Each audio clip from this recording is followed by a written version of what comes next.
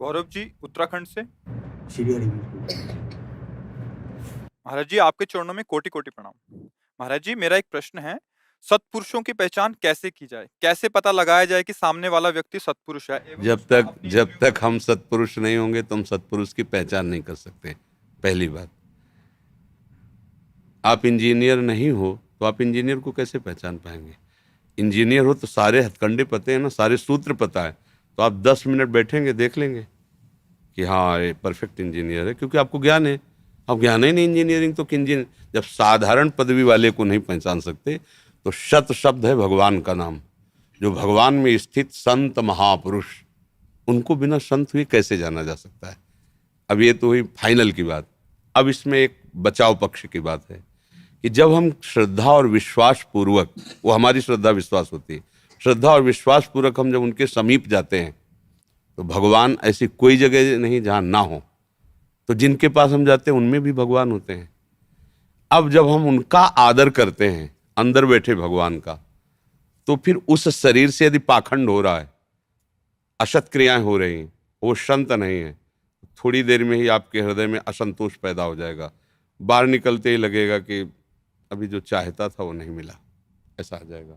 और जिनके देखने से ही सरल पहचान, जिनके देखने से ऐसा लगे कि मिले तो पहली बार है लेकिन लगता है अपने हैं, जिनके पास बैठने से एक हृदय विश्राम स्थिति को प्राप्त होने लगे, मन में हलचल पैदा हो जाए कि आज तक मैंने वो नहीं किया जो करना चाहिए, जो नहीं करना चाहिए वो किया, अब मैं भजन करूंगा, अब मैं ब्रह्मचर्य से रहूं, अच्छी भावनाएं आने लगे।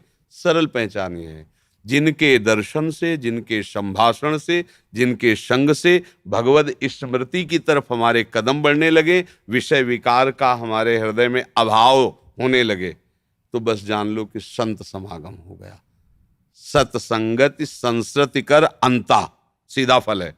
संत संग का फल है कि संसार से राग हटकर भगवान में राग हो जाए, उसे अनुराग कहते हैं जो भगवान में लगता है।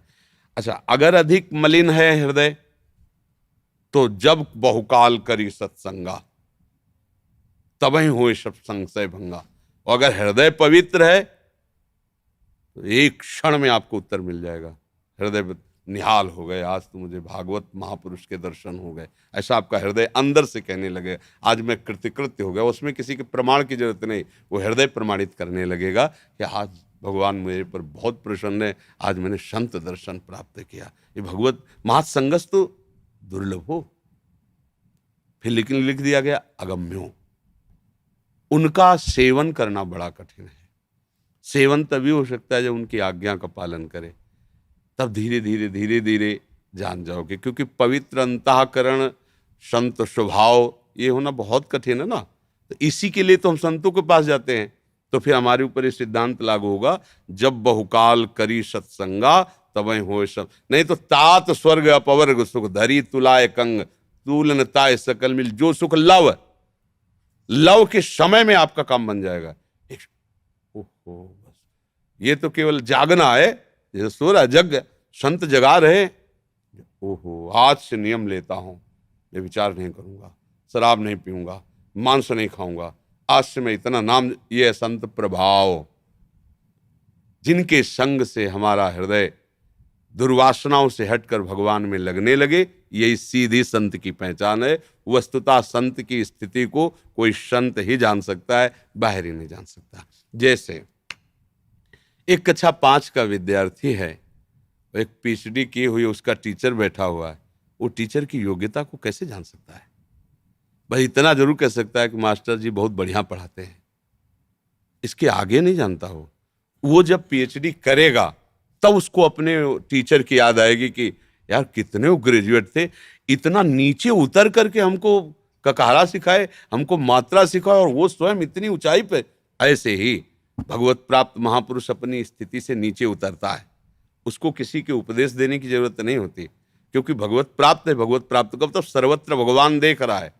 अब वो अपनी स्थिति से नीचे उतरा, आपको उपदेश कर रहा है, आपको आदेश कर रहा है, आपसे सेवा से, वो अपनी स्थिति से नीचे उतर कर आपको उठाने के लिए बात कर रहा है। तो जिनके संग से भगवान का नाम प्रिय लगने लगे, जगत के जितने अशुभ आचरण हैं उनसे हटने का मन करने लगे, यही पहचान संत की है। वो बोले ना बोले, उनके दर्शन मात्र से आपके हृदय में दिव्य भाव आने लगेंगे। क्योंकि प्रभाव होता है ना, जैसे हम बाहर निकले, शीतल वायु है, तो उसमें बुद्धि लगाने की जरूरत है, तो इंद्रिय अपने आप बताने लगेगी वायु शीतल है, वायु गर्म है। ऐसे ही हृदय में भगवान बैठे हुए हैं, अपने आप पता चल जाए, एक दृष्टि में पता चल जाए। जैसे हम लोग गंगा किनारे जब भ्रमण करते थे ना, तो ओहो, इतनी ऊंची स्थिति इन महापुरुष की, देखते एक दृष्टि पड़ते, ओह ब्रह्माकार वृत्ति हृदय में की, अरे भगवान इतनी बड़ी कृपा, ऐसे महापुरुष का दर्शन, वो अपने आप बता देते ना भगवान। अब चूंकि हमारा अंतःकरण मलिन है, वासनाओं में है, तो हमारा फिर चिदानंद भाव को प्राप्त महापुरुषों को कैसे पहचान सकता है कोई। तो इसलिए हमें चाहिए श्रद्धा और विश्वास पूर्वक हम संतों का सेवन करें, तो हमारा हृदय पवित्र होगा, तो अपने आप पता चल जाएगा। और मूल बात इसमें है कि इसमें जब कोई संतों के पास जाता है तो उसके अंदर भगवान की आस्तिकता होती है कि है, मूल भगवान को लेके जाता है।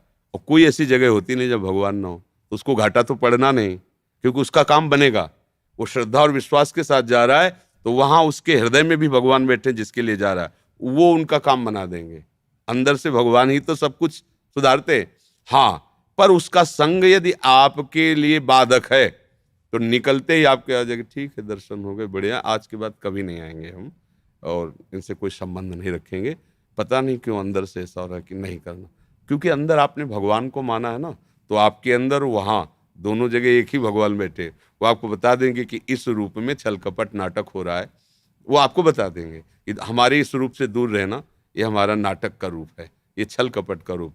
और जहाँ सत्य भगवान का चिंतन होता है, तो आपका हृदय पहले ही भगवान का एक परिचय आनंद, हृदय में आनंद आ जाएगा, बस जान लो कि बात हो गई।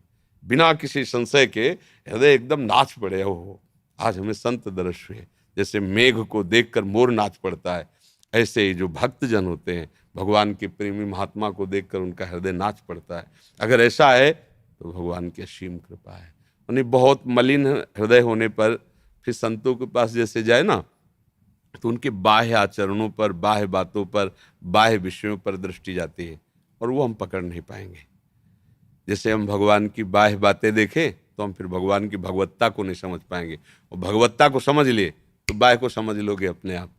तो अब हम लोगों की दृष्टि बाह्य है, तो बाह्य दृष्टि से तो पकड़ नहीं पाएंगे, क्योंकि बाह्य सब कुछ मायाकृत है, प्राकृतिक है, और स्थिति चिदानंदमयी है। बात स्थिति की है, बाह्य की थोड़ी है। अगर स्थिति और बाह्य से देखा जाए, तो बाह्य से दुर्वासा जी बहुत श्रेष्ठ हैं। एक बलकल की लंगोटी, बलकल कहते हैं वृक्ष की जो छाल होती है ना, उसकी लंगोटी लगाते हैं, और खाते जानते हो क्या है? दूब एक घास होती है, उसका रस पीते हैं, दुर्वा अंकुर का रस, दूब का रस पीते हैं। अस्थि मात्र शरीर में है, भारी तपस्या के धनी, 60-60 हजार वर्ष की समाधि लगती है दुर्वासा जी की। जैसे 88,000 वर्ष की समाधि शिव की, तो उन्हीं के अंश से पैदा हुए 60-60 हजार। और एक राजा है चक्रवर्ती अम्बरीश जी, पूरी राज पोशाक धारण किए हैं, वो वलकल की लंगोटी पहनते। राजभोग लगता है ठाकुर का, वो दूब का रस पीते हैं। वो तपस्या में है, ये सेवकाई में। ठाकुर जी के मंदिर में पोछा स्वयं लगाते हैं, स्वयं ठाकुर जी को स्नान कराते हैं, आरती कर, ठाकुर जी के सामने नृत्य करते हैं।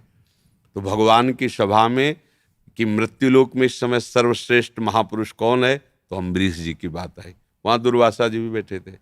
इनको लगा कि मेरी बात तो यहाँ हुई नहीं, और इतना कठिन तप करते हैं, कैसा है अम्बरीश।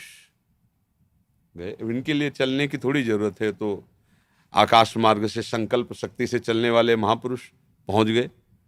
और वो एकादशी व्रत का अनुष्ठान लिए हुए थे, द्वादश पारायण वाला, और उस समय द्वादशी का योग कुछ ही समय में लगने वाला था। और किसी भी भक्त के पास जब संत आते हैं, तो अपने आप ये बनता है कि आप प्रसाद पा लीजिए, आपकी क्या सेवा करूं। तो उनका ठीक है, हम प्रसाद स्वीकार करते हैं, स्नान करके आ रहे हैं, आप तैयारी करो। अब वो स्नान करके वो अपना बैठे रहे, परीक्षा उनको लेनी थी। अब उनके पारण का समय है, अनुष्ठान पूरा तभी होगा जब पारण हो जाए। पारण नहीं होता तो अनुष्ठान का अतिक्रमण होता है।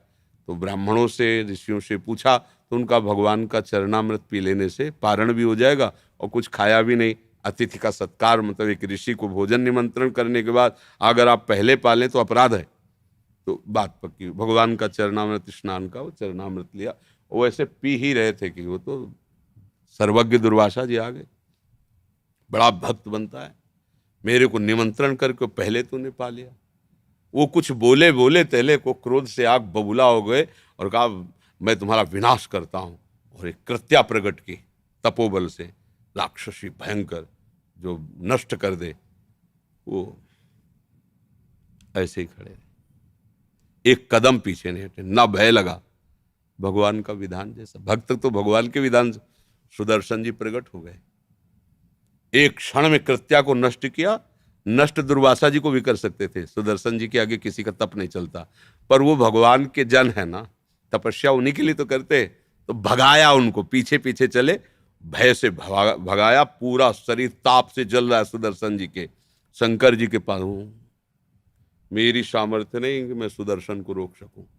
ब्रह्मा जी हरि के पास भागो, ये उनका दिव्यास्त्र, वही रोक सकते, किसी की ताकत। हरि ने कहा हमारी सामर्थ्य नहीं। अहम भक्त पराधीनो। देखो दुर्वासा भी महात्मा है, लेकिन उनको भक्त कह के संबोधन नहीं किया, विप्र कह के संबोधन किया। अहम भक्त पराधीनो अश्वतंत्र इव द्विज। ए ब्राह्मण, मैं भक्त के अधीन हूं, मैं स्वतंत्र नहीं हूं। ये सुदर्शन मेरे कहने से नहीं शांत होगा। अगर चाहते हो सुदर्शन से बचना तो अम्बरीश जी के पैर पकड़ो जाके। भागे और अम्बरीश जी के जे ही पैर पकड़ ले, उनका भगवान आप तो हमारे गुरु स्वरूप विरक्त महात्मा है। साष्टांग दंडवत थे अम्बरीश जी। और कहा आज तक मैंने जितना, ये शब्द बहुत विचित्र बोले, आज तक मैंने जितनी भगवत आराधना और भजन किया है वो सब मैं दुर्वासा जी को दान करता हूं। और उसके प्रताप से सुदर्शन चक्र शांत।